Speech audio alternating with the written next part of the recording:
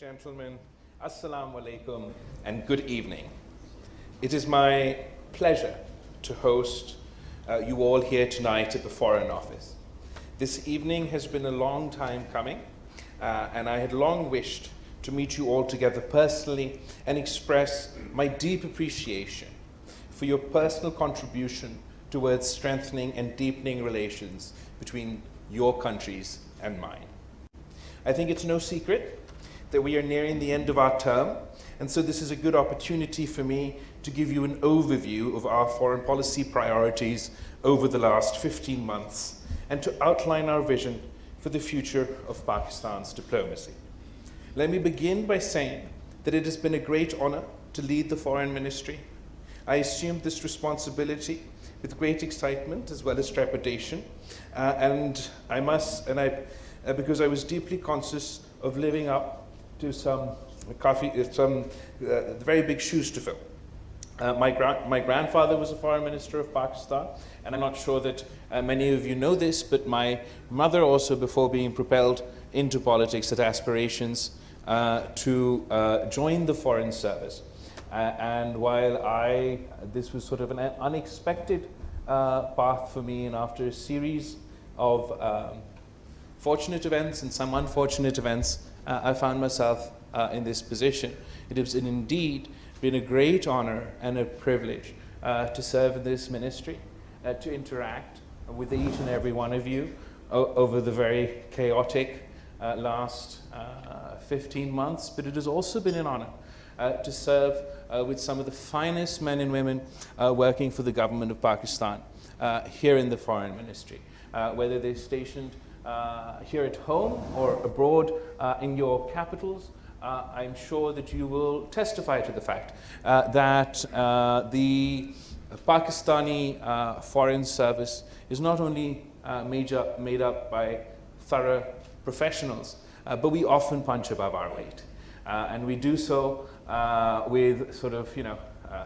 less means than many other countries, but with all the more effort. And I'd like to take this opportunity in your presence to recognize my ambassadors stationed across the world, and the officers stationed here at the Foreign Office that make it easier to run the day-to-day affairs of this ministry. And a round of applause for all of them. Thank you.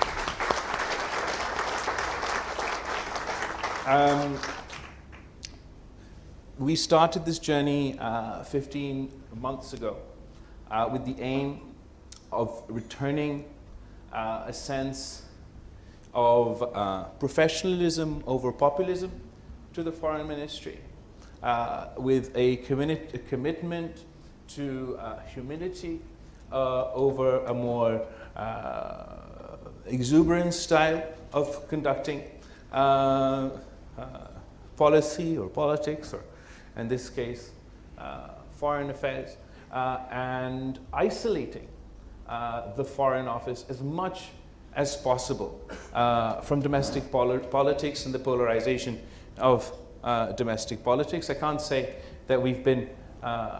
entirely successful at everything we do, but I'd like to say that we have brought a marked difference to the conducting of affairs in this ministry. And I can personally attest to the fact that despite being in a highly political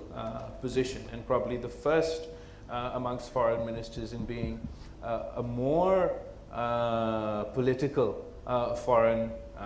minister, I've tried my best to keep politics away from the conduct of our foreign policy, and that to that end, I believe, we have been successful. Secondly, we've tried to restore engagement across the board, and I've tried to break all records from previous foreign ministers as to the number of capitals I have visited as a foreign minister, and I must say I've been shocked to see the immense potential that exists and that is yet to be untapped for Pakistan and a whole host of countries that I have engaged with over the last 15 months. And I hope that this experience serves me well going forward to really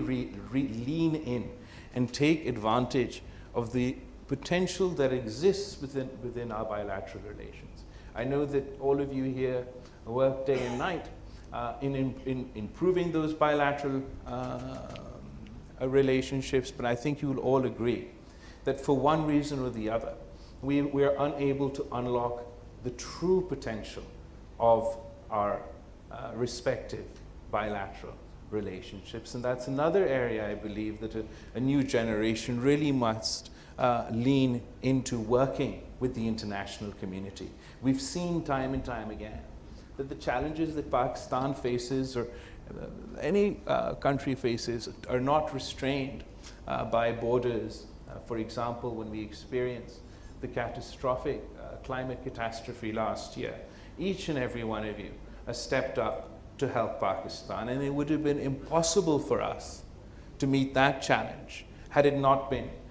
for your support, for your country's support, and for your people's support. And the climate challenge is one such challenge that can't be addressed in isolation, whether it's here at home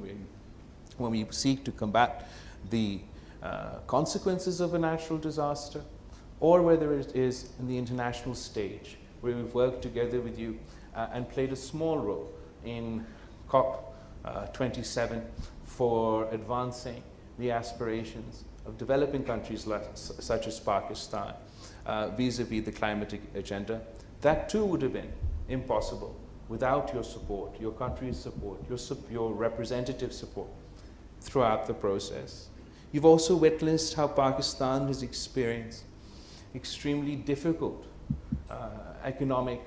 turbulence over the last few years. And once again, I'd like to take this opportunity to thank the diplomats represented here today, how everybody came together to help Pakistan, to support Pakistan in successfully reaching the latest agreement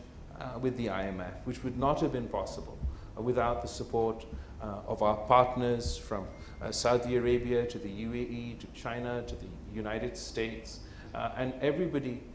really helping us get over the cliff. And now going forward, while economic the times will be tough economically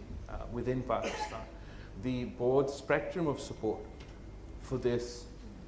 reform package, not only from the 13 parties that make up the coalition government, but also from the opposition, suggests that this is a consensus reform process that we hope will bring about the necessary changes, the hard and difficult choices that not only need to be taken but need to be sustained to pull Pakistan out of our economic difficulties, and so that we can work together with all of you to unlock that potential I was talking about earlier. And finally, we're heading into elections, and as with many countries represented here today, we too are experiencing heightened partisanship and heightened polarization in the lead up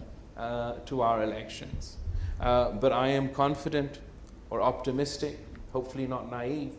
that after we conduct these elections in a timely manner, we'll be able to return to a sense of political stability. And hopefully the people of Pakistan will get to make a choice in the upcoming elections. They'll get to choose between politicians or political parties that feed off the politics of hate, the politics of division, the politics of vendetta, or those politicians that offer a message of hope, that offer a message of unity, and have a sense of purpose and a desire to deliver. And the only way to deliver within the political system or the structure within Pakistan is to be singularly focused on your goals and on your aims and what you want to achieve, but also to strengthening those institutions that we all need to, that any government need to deploy in order to deliver. Whether all civilian institutions, whether it is the federal parliament or the provincial parliaments, and I hope that the people of Pakistan will choose politicians and political parties in the upcoming elections that believe in expanding democratic space, expanding the hard-won civil liberties and freedoms that we've earned over the course of many, many years of sacrifices and struggle, rather than those politicians and political parties that seek to contract that space. Once again, I thank you all for joining us here today. I've thoroughly enjoyed engaging with all of you over the last 15 months, and hopefully I'll get to engage with you a lot more in the months and years to come. Thank you. Thank you, everybody.